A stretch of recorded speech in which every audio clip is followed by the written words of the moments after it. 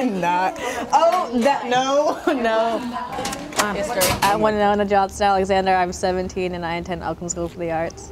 At this school, we do arts management, is what I'm in. Here, we do focus on every aspect behind the scenes of plays and shows that the school produces. What I like to do is stage managing, which is kind of just making sure everything runs smoothly, working with the director and closer to the actors. Winona and Tiana, you're going to be working on night today. Yeah. Oakland School for the Arts is a public charter school, meaning we receive public money, but we have a lot of independence to run our program the way we want.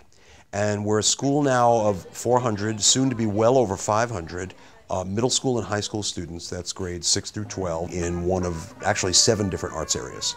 It was great, oh, yeah. That brought me, my Lord. It was great, oh, yeah.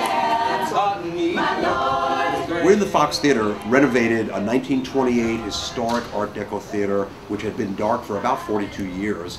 Was recently renovated, and the school was invited to be a tenant in the buildings.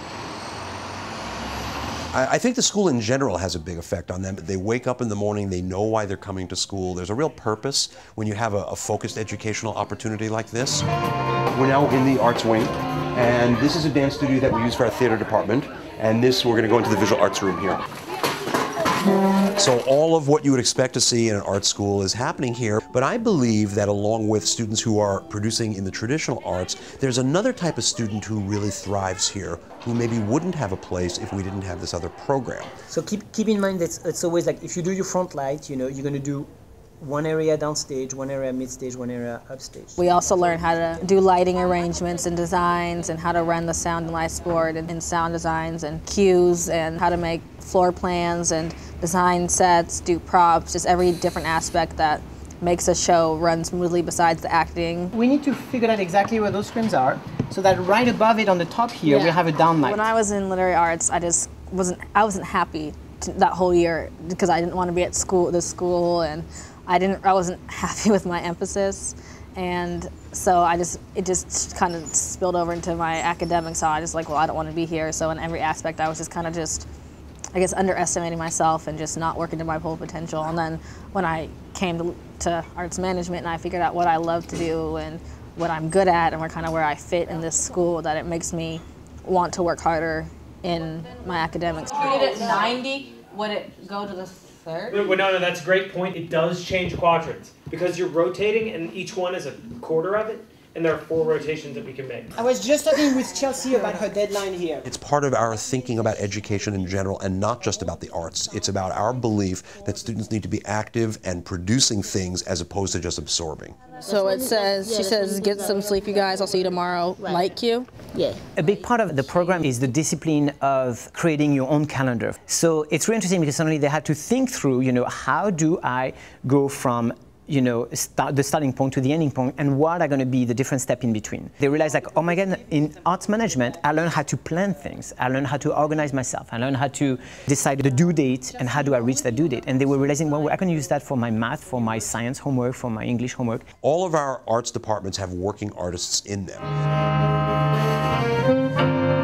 The world is so large, and what these kids are going to have to face later is going to be demanding and complex.